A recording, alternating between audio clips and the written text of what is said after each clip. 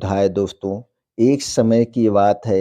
एक व्यक्ति जो अपने जीवन में बहुत दुखी था, वह अपने परिवार के साथ एक छोटे से गांव में रहता था, लेकिन उसके जीवन में कभी भी खुशी नहीं थी।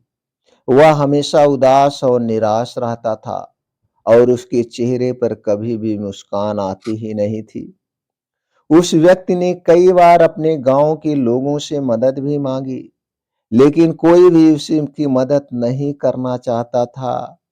वह बहुत अकेला और असहाय महसूस करने लगा था और उसने सोचा कि शायद उसके जीवन में कभी भी कुछ भी अच्छा नहीं होने वाला है।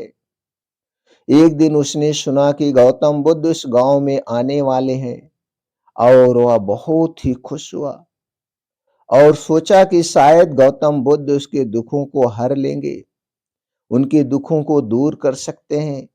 यही सब सोचते हुए वह गौतम बुद्ध के पास गया और कहा, महात्मा, मैं बहुत दुखी हूँ।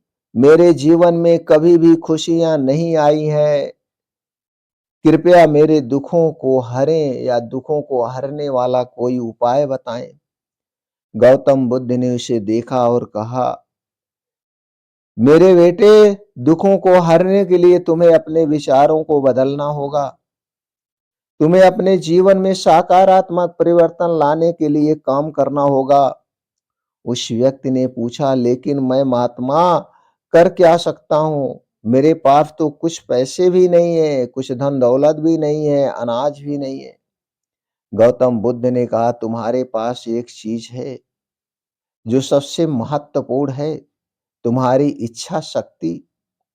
तुम्हें अपने जीवन में सकारात्मक परिवर्तन लाने के लिए अपनी इच्छा शक्ति का उपयोग करना होगा। उस व्यक्ति ने गौतम बुद्ध की बातें मानी और अपने जीवन में सकारात्मक परिवर्तन लाने के लिए काम करना शुरू कर दिया। उसने अपने गांव में एक छोटा सा व्यवसाय शुरू किया और जल्द ही उसका व्यवसाय सफल हो गया और वह अब दुखी नहीं था। उसके पास धन दौलत नौकर चाकर सब कुछ थे और उसके चेहरे पर एक मुस्कान थी। लेकिन गौतम बुद्ध ने उससे कहा, मेरे बेटे, यह तुम्हारी इच्छा शक्ति का परिणाम है, लेकिन तुम्हें अपने जीवन में और भी अधिक सकारात्मक परिवर्तन लाने के लिए काम करना होगा। तुम्हें अपने व्यवसाय को और भी बड़ा बनाना होगा और अपने परिवार के लिए और भी अधिक सुख सुविधाएं प्रदान करनी होगी।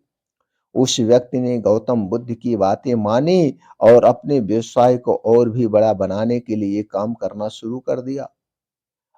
उसने अपने व्यवसाय में और भी अधिक निवेश किया और जल्द ही उसका व्यवसाय एक बड़ी उद्योग में बदल गया और वह अपने राज्य का उद्योगपति कहलाने लगा। वह अब एक सफल और खुशहाल व्यक्ति बन चुका था और उसके परिवार के लिए और भी अधिक सुख सुविधाएं हो चुकी थी। अब वह समाज की सेवा करने लगा। जो समाज उसे धुतकारता था, जो समाज उसे नाकारता था, आज वह एक समाज का मसीहा बन चुका था। समाज में उसका मान सम्मान सब कुछ हो गया। तो उसने गौतम बुद्ध के पास गया और गौतम बुद्ध को धन्यवाद दिया। ये सब कुछ आपके वजह से हुआ, ये सब कुछ आपकी प्रेरणा से हुआ है। आपके विचार को हमने माना और मेरा जीवन बदल गया।